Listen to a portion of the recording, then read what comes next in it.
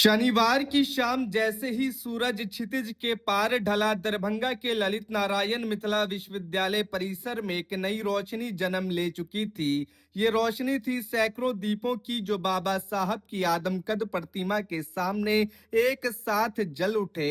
इन दीपों की लौ सिर्फ रोशनी नहीं, बल्कि एक प्रतिज्ञा थी कि अंधेरा कितना भी गहरा क्यों ना हो, इंसाफ और समानता की चमक को कोई दबा नहीं सकता। परिसर की हर टिमटिमाती लौ समानता, स्वाभिमान और अटूट संघर्ष का संदेश दे रही थी। उपस्थित लोगों ने बाबा साहब के योगदान को याद करते हुए कहा कि भीमराव अंबेडकर सिर्फ एक नाम नहीं, बल्कि उन दिलों की धड़कन है जो भेदभाव और अन्याय के खिलाफ खड़े होने का साहस रखते हैं।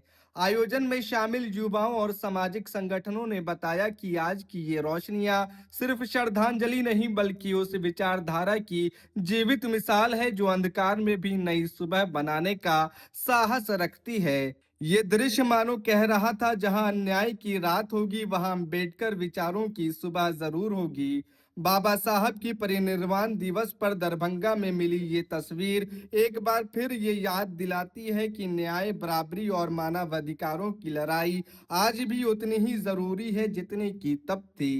मनाया जा रहा है ललित नारायण मिथिला विश्वविद्यालय परिसर में सैकड़ों दीप जलाए गए हैं। क्या लगता है कि ये जो अंधकार फैला हुआ है उसमें ये एक सुबह की तरह टिमटिमा रहे हैं? बाबा साहब के विचार अनुकरणीय है और विस्मरणीय है, और उन्होंने जो कुछ दर्शन दिया, जो सिद्धांत दिया, जो आदर्श स्थापित किया, वह हम सभी के लिए एक पदचिन्ह है, एक आदर्श है, एक मूल्य है, एक सिद्धांत है, एक व्यवहार है, जिसका अनुकरण हर एक नागरिक को करना है। अगर हम सर्वोत्कृष्ट भारत का निर्माण करना चाहते हैं, एक आधुनिक भारत का निर्माण करना चाहते हैं, एक नवीन भारत का निर्माण करना चाहते हैं, तो बाबा साहब के आदर्शों पर चलकर ही यह संभव हो सकेगा।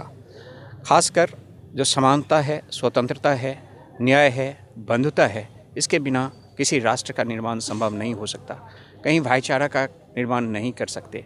अगर भाई भाई में डिफरेंसेस है, अगर उसमें भेदभाव है, अगर किसी तरह का शासन प्रशासन या सत्ता के द्वारा किसी तरह का अगर भेदभाव किया जाता है, वैसी स्थिति में राष्ट्र के लिए हम की भावना या एकता की भावना, एकजुटता की भावना, चट्टानी एकता की भावना और विदेशी ताकतों से लड़ने की ताकत ही कमज़ोर पड़ जाएगी।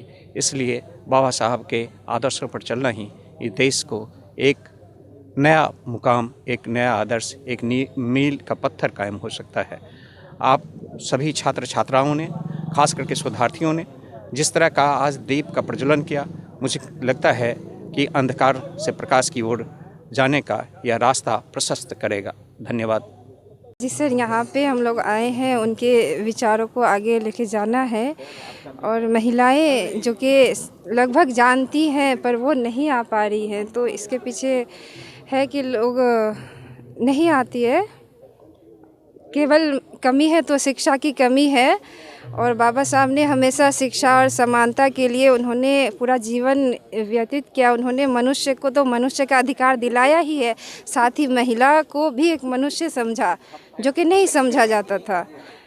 मनुष्य भी मनुष्य जैसा जीवन नहीं व्यतीत करते थे। उनके इतने संघर्षों के बाद भी आज महिलाएं की कमी नज़र आती है। खासकर जिस समुदाय से मैं आती हूँ, उस समुदाय की महिलाएं चाहकर भी यहाँ तक नहीं आ पाती है। केवल ही उनसे मैं यही कहूँगी कि वो भी आए और इसमें बढ़ चढ़ के भाग ले, उनके विचारों को आगे बढ़ाए। और देखिए, सबसे बड़ी बात है कि हम उनके 70वें पुण्यतिथि पर उनको हम नमन करते हैं। और आप जिस तरह से प्रश्न किए हैं कि भारत को, उनका विचार था कि एक सोने का चिड़िया जैसा हिंदुस्तान हो, उनका जो सपना था उनको मतलब करने के लिए उन्होंने जो संविधान लिखा, उनको हम इस आज के दिन में उनको हम तहे दिल से नमन और शांति के प्रतीक मानते हैं कि उन्होंने जो करके गया है, उनके प्रति हम आभार प्रकट करते हैं। और आज के जो राजनेता है, हो सकता है उस पर अमल नहीं करते हैं, इसके कारण हम लोग के जो हिंदुस्तान है वो टूटते हुए नज़र आ रहे हैं।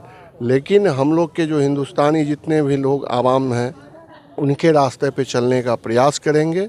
और हम लोग आज वचन और संकल्प लेते हैं कि हम लोग उनके हर एक संविधान में लिखे एक एक बातों पर अमल करेंगे और पूरे हिंदुस्तान के लोग अमल करेंगे और उस पर विचारधारा पर चलने का प्रयास करेंगे। आज के दौर में जब बाबा साहब के विचारों को लोग कई तरीके से कटाक्ष कर रहे हैं, क्या लगता है कि नई पीढ़ी में इसको आज के दौर में भी प्रासंगिक बनाए रखने के लिए कुछ और महत्वपूर्ण कदम उठाए जाने जरूरी है? बिल्कुल, सिर्फ ये कह सकते हैं कि जो रिस्पॉन्सिबिलिटी है आज के दौर में नहीं, जब जब यह सदियों से चाहे सदियों तक बाबा साहब के जो बताए रास्ते हैं, जो उनकी आइडियोलॉजी है, जो उनका सिद्धांत है, सिर्फ उन्हीं रास्ते के सहारे हम अपने संपूर्ण राष्ट्र की कल्पना कर सकते हैं। ऐसे जो वर्ग विभाजनकारी जो शक्तियां हैं, जो हमारे देश को, हमारे समाज को तोड़ने में लगे हैं, विभिन्न तरह के आइडियोलॉजी को स्थापित करके समाज को तरह तरह के टुकड़ों में बांटने की साजिश चला रहे हैं, वह साजिश कामयाब नहीं होगी। हमारे लोग शिक्षित हो रहे हैं और बाबा साहब को कहे अनकहे बिल्कुल वह जान रहे हैं और उनके सिद्धांतों से रूबरू हो रहे हैं। और जो हम एजुकेटर, जो शैक्षणिक संस्थाएं हैं, उनकी जिम्मेवारी बढ़ रही है और सरकारों की भी दायित्व है कि बाबा साहब के जो आइडियोलॉजी है, उनके सिद्धांत को उनको सिलेबस में डाल करके उनको स्कूल स्तर पर जो है उनको लाने की ज़रूरत है। तभी जा कर के हम एक संपूर्ण भारत की, एक सशक्त भारत की हम कल्पना कर सकते हैं, एक सशक्त राष्ट्र की कल्पना कर सकते हैं। नहीं तो हम ऐसे पिछड़े हुए राष्ट्रों से भी हम पीछे चल रहे हैं कई मायनों में।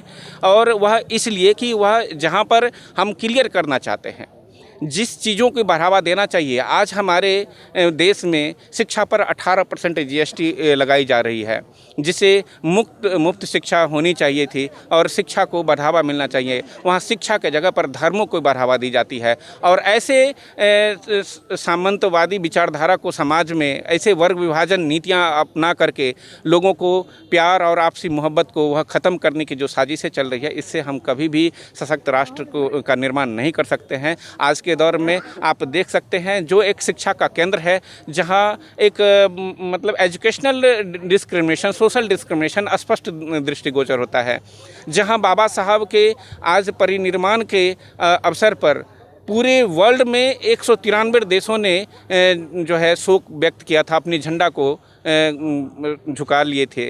वहीं आप देख सकते हैं कि हमारे विश्वविद्यालय प्रशासन को कई बार निमंत्रण देने के बावजूद भी, आमंत्रण करने के बावजूद भी यहाँ तक नहीं पहुँचे हैं, लोग इनएक्टिव हैं। लेकिन हमारे सोशल मीडिया और तमाम ऐसे बुद्धिजीवी वर्ग, अब हमारे वर्ग में भी हमारे लोग भी हो रहे हैं जो ऐसे समाज में वह बढ़ चढ़ करके भाग ले रहे हैं और समाज को जागरूक करने के लिए हमारे जो शिक्षक हैं और जो राष्ट्रभक्त हैं, जो आपसी भाईचारा बनाए रखने के लिए वह काफ़ी मेहनत कर रहे हैं और समाज के अंतिम लोगों तक बाबा साहब के आइडियोलॉजी को पहुंचाने के लिए पूरा जद्दोजहद में लगे हुए हैं। निश्चित तौर पर बाबा साहब के सपनों का भारत बनेगा और वह सपना जो हम बाबा साहब ने देखा था, हम सब मिल करके उसे पूरा करेंगे। जय भीम, नमो बुद्धाय।